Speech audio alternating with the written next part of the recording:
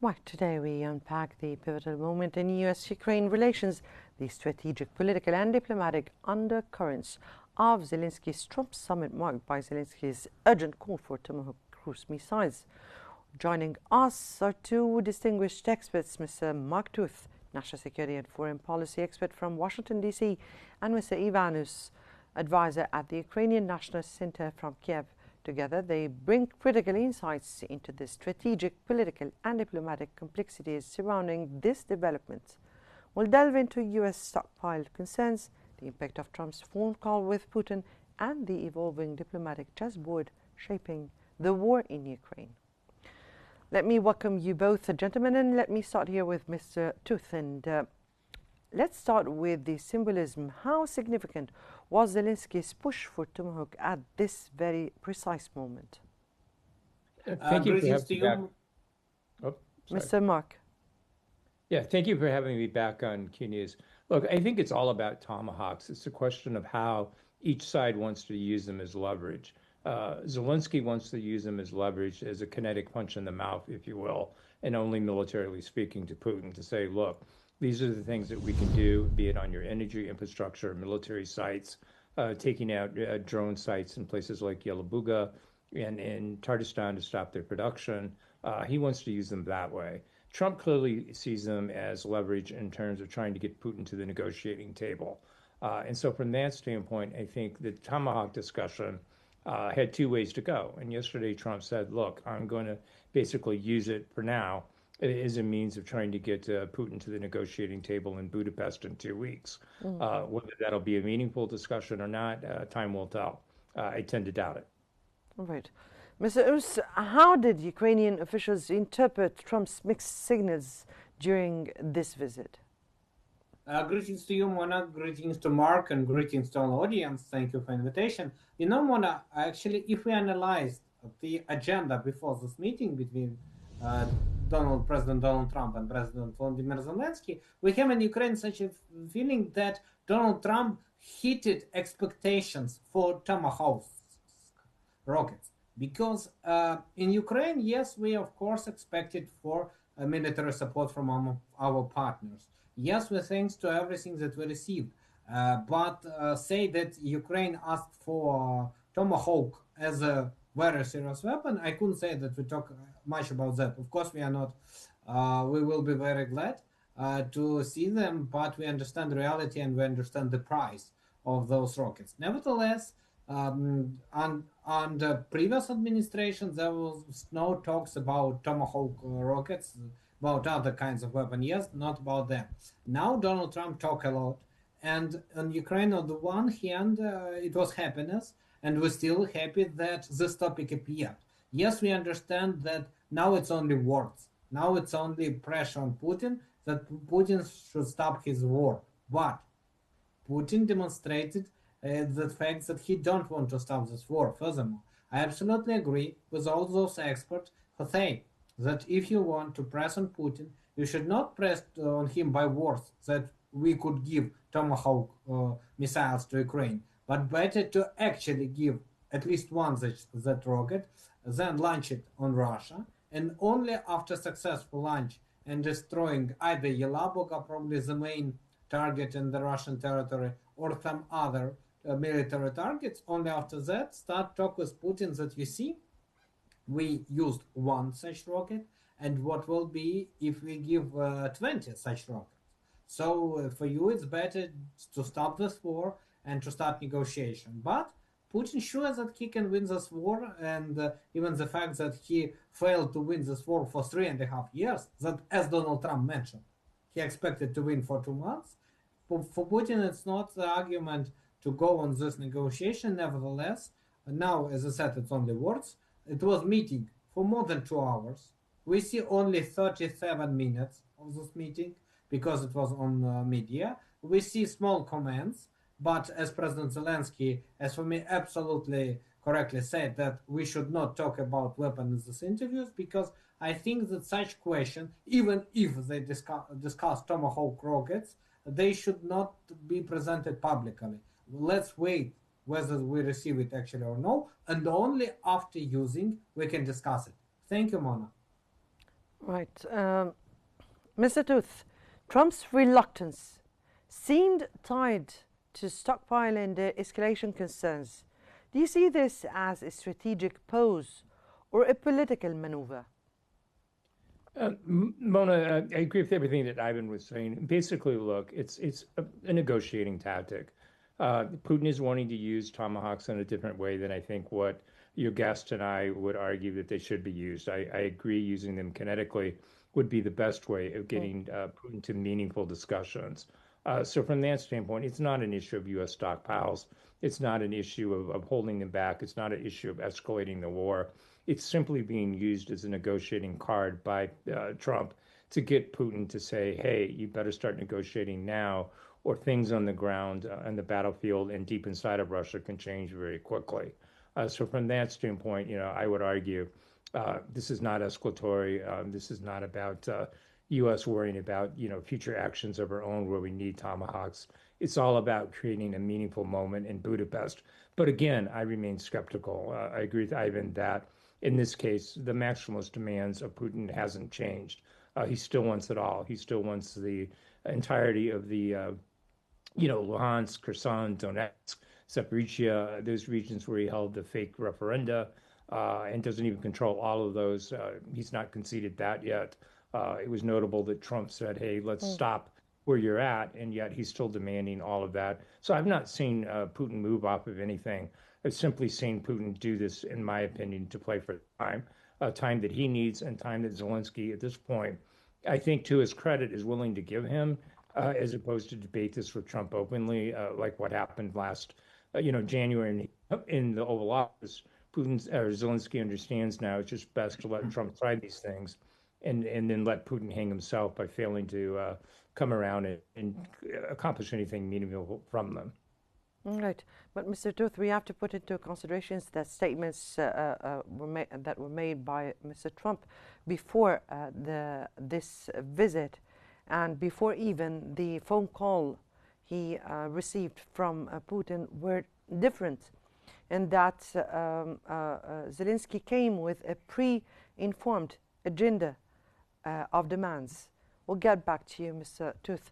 Mr. Tooth, how might Moscow read this delay as weakness, restraint, or negotiation leverage? What do you think? I think that Moscow understands that Trump is not ready for this step. And the main problem of Russia in this whole war, as a lot of analysts said, that Donald Trump constantly proposed to Russia very good condition of peace. But Russia constantly want more.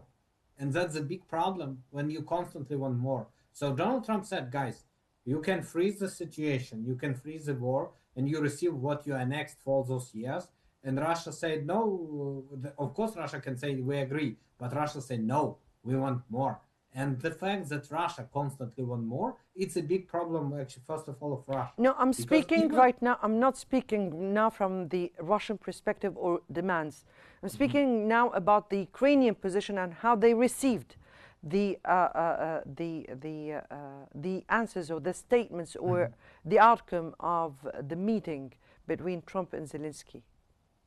In Ukraine, as I said, of course, on the one hand, people are not glad of the fact that we didn't receive the statement that Tomahawk rockets were given to Ukraine. And on the other hand, we see a statement that let's freeze the war. So, of course, in Ukraine, we expected more serious support from the United States of America, saying that, guys, Russia was an aggressor. Russia illegally started this war. It was no reason to start it. Nevertheless, Russia, which actually, if we return to year of 2021, before start of full-scale war, Russia made pressure on the United States to return NATO borders as it was in the deal of 1997. It means that exclude all those new members to NATO. Of course, NATO said no. After that, Russia said, okay, we'll start the war. So I think that after that, Russia should punish for such approach. Or if we're saying that let's freeze the war, from Ukrainian perspective, it means awarding of the aggressor for aggressions that he made. So every country in the world for the future will understand that if they start the war and succeed in this war, after some period of time, that result will be represented as absolutely new normality, absolutely new reality. And I don't think, and in Ukraine we don't think, that the phrases that we hear now from Trump, that let's freeze this war, only for stopping it, it's not that phrase that we want to hear. We want to hear that Russia make big crime and committing this crime every time. Russia should return all territories annexed from Ukraine, and Russia will be punished for that. Now we don't hear a statement of punishment of Russia. We hear that we should find some peace, as that's why in Ukraine, for example, I always remind that during the Second World War, no one searched peace with Hitler. Everyone understand in all peace conferences. Mr. Yes. Hughes, until this second, I did not hear from the perspective, from the Ukrainian perspective, how did you receive that? How did you receive that? But I'll get back to you, Mr. Hughes. Let me go here to Mr. Tooth. How much did the Putin phone call the day before influence Trump's position on weapons transfers and his visit, and on the Zelensky's visit? Yeah, Mona, I think it's a great question to ask because I think a lot of people believe it influenced it more than what was intended. I would argue if you step back and you look at what was coming out of Washington in the day or two ahead of Zelensky's meeting, that Trump was hopeful that this talk of tomahawks would do exactly what it accomplished, which was get Putin to call him. Now, I'm not suggesting personally as an analyst that was the best play, but I'm not the president Trump is.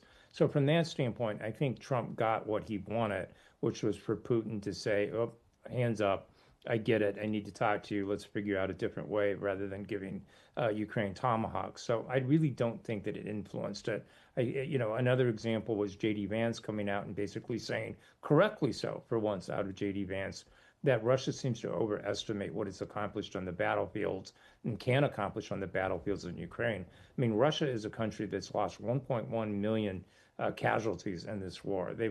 Ukraine has masterfully sunk 28 of their ships. 11,000 tanks have been destroyed. Russia, here, one of the world's greatest superpowers, still cannot establish air superiority over Ukrainian airspace. I mean, this is not a super army from Russia that's winning much. They're winning meters. And so from that standpoint, I think what Trump was hopeful of was that the talk of tomahawks, the thumbing in Putin's nose would get him to call, and it worked. So from that standpoint, I don't think it changed Trump's equation at all. I think it did force Ukraine into saying, look, we've got to wait. And I think Zelensky yesterday, to his credit, played it about as well as you could. Of course, it's disappointing that they didn't get the tomahawks. That's something that I've strongly supported. And I've also supported other game changers, a NATO-led Sky Shield, if you will, in Western Ukraine, so that Ukraine can push its air assets forward and not have to keep defending against Russia's terror attacks against civilian population centers. Ukraine needs more 155 artillery. They need more intel. They need a lot of different things. So from this standpoint, I think, just to circle back and put an exclamation point on your question, nothing changed yesterday. This was just Trump trying to find one last road to a meaningful negotiation. But again, I need to emphasize, I don't think that it's going to work. I agree with your guest here that Putin's just playing for time and that he's not ready to concede anything yet. For whatever crazy reasons, he thinks he can still win this war. He can't. Right. If that is the position from the Russian side, and reports suggest that U.S. President Trump is carrying negotiating cards that would kind of put Putin in a way or another in pressures to go to the negotiating table. Now, Mr. Hughes, could Trump's overt overture to Putin in Budapest pressure Kiev diplomatically, or create a kind of an opening for new guarantees? What do you think here? Mona, first of all, I'm not sure at 100% that the meeting in Budapest will take place. Because yes, Donald Trump said that we will meet with President Putin in Budapest. It's such a good place. I have a good attitude to Viktor Orban, Prime Minister of Hungary. But first of all, whether President Putin will be ready for this meeting. This week, Financial Times write a very good article about the previous meeting between Donald Trump and President Putin that take place in Anchorage, Alaska, and Trump was extremely angry on Putin. And let's be frank, after that meeting, the United States of America start to help Ukraine more. So it creates such a tradition that after meeting to Putin, you should stop this war. Putin say, "Oh, I don't want to do that." As Financial Times write, Putin start talk a lot about history. It's really irritate Trump because Trump don't want to hear about that, and that led to first of all lack of economic part of that meeting. I received the Russian proposition on 6 pages in economic area. Russia really needs it, and they failed to really to receive it. Probably Putin, if he decided to be on this meeting, he think that, oh, I can repeat the same thing that it was in previous time, but the result will be different. I don't think that the result will differ because Putin still believes that Donald Trump is ready to divide whole world with him.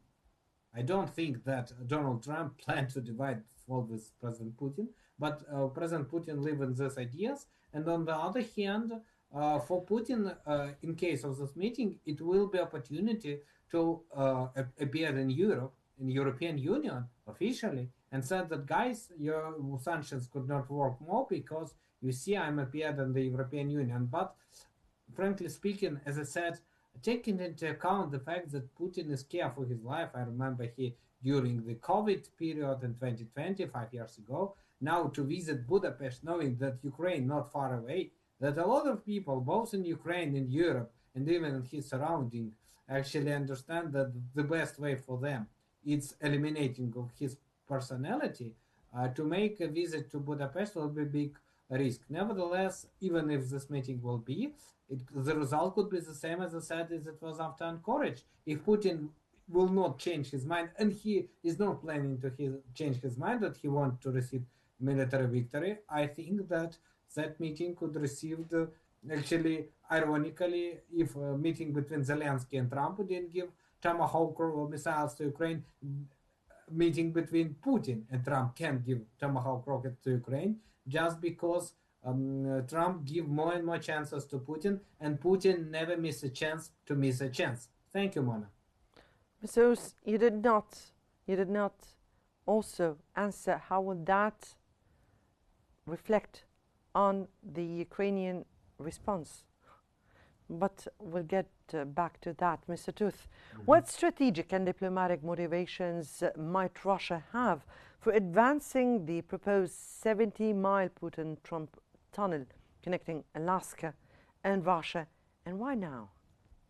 Yeah, Mona, if I may, before I answer that, look, I do think it was very important to raise that Financial Times article that you guys referenced, because that was more messaging from Washington to tell Putin, look, we see through you. We don't want a history lesson on mythical Kiev and Rus history that has nothing to do with modern day Russia, but has to do more with Nordic and Viking history. And that was signaling to Putin that, look, we're just not going to tolerate that. The next meeting, if we have one in Budapest or wherever, you've got to talk about the present, not the past, because that's the only thing Trump's interested in. Now, in terms of the pipeline, I think this is just Russia being too cute by 1,000 times. Kirill Dmitriev, his key economic advisor, he being Putin, is floating this idea because he knows that Putin often talks in peace in terms of the business deals that come after it. But this idea where you've got Trump on the one hand saying, look, Europe needs to cut itself off from Russian oil and energy sources, be it gas or liquefied gas or oil. The idea of suddenly having a pipeline coming into Alaska is novel, and it's one that may appeal to the business sense of of Trump, but I don't think it has any practical meaning in terms of how this war ends. That's just kind of a magician's distraction, if you will.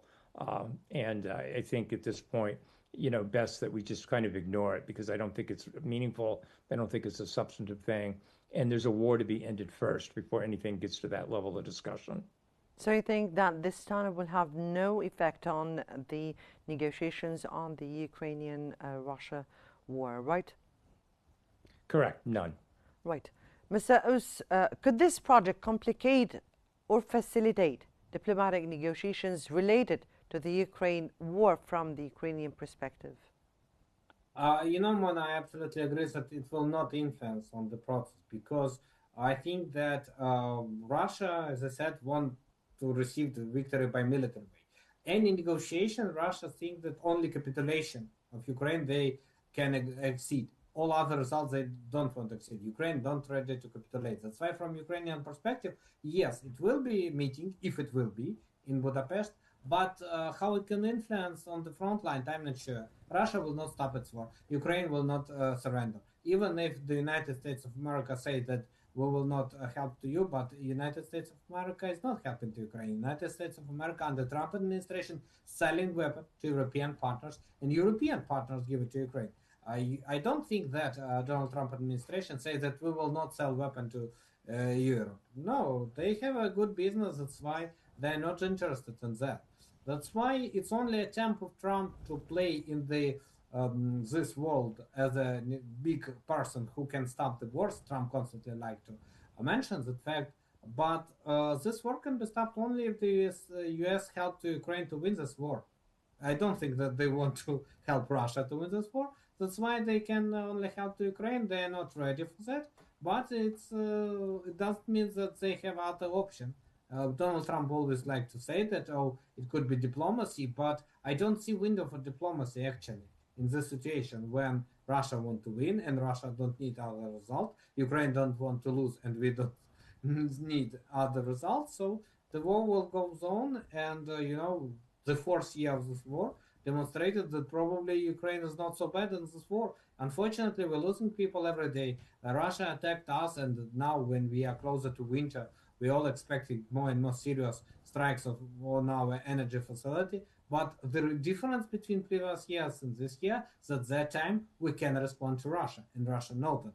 And that, of course, will influence on the winter part of this war that starts in a month and a half. Thank you, Mona. Right. Mr. Tooth, what's your assessment of the Budapest summit Trump proposed? Would it bring a genuine peace initiative or tactical optics? And by the way, how will if it's not reflecting on the Russia-Ukraine war, how will it reflect on the U.S.-Russia relations? Yeah, Mona, it's a great question. One, I'm just skeptical of any meeting that happens in Budapest for historical reasons. In 1994, the Budapest Agreement Memorandum is what Ukraine gave up its nukes before. So call it the month of Halloween here in the U.S., the supernatural. I just don't think there's any good vibes coming out of it. In terms of practical terms, I really doubt anything substantive comes of it. In my mind, I hope it's an opportunity for peace. Certainly, Ukrainians deserve it, but they don't deserve to lose their territory. Caroline Leavitt, Trump's White House spokesperson, yesterday said that somehow that this is a property dispute, but sovereign borders are not property lines, and we can't, as your guest said early on in this segment, allow Putin to gain additional territory for Russia through the military force. Ukraine needs to be restored to every square inch of its sovereign territory, and that includes Crimea. So from my standpoint, what am I really hopeful? Yeah, because I don't think peace is going to come out of this. I hope that Putin just hangs himself once again with respect to Trump, and that he tries to get too much, and Trump just finally tires of it and finally enables Ukraine to expel every last Russian from the territory. Trump holds all the cards to do that. Russia is in a very precarious position right now. The U.S. has the weapons systems, et cetera, that can be used to help Ukraine move positively forward going, into 2026. I hope that he does. But that's my hopes for Budapest, really, is that just finally Trump finally gets it, that Putin is not here for peace, but he's here for continued war. And he still intends to get all of Ukraine, not just parts of it. Definitely, all that remains to be seen after this Budapest meeting. We thank you so much, Mr. Mark Tooth and Mr. Ivan Us, for your valuable insights. and your perspectives definitely helped us understand not only the weapons debate, but the complex diplomacy shaping the moment. That brings us to the end of today's episode of Think Tank, which always unveils the complexities of our changing world. Many thanks for watching, and stay tuned for more updates on Qnews.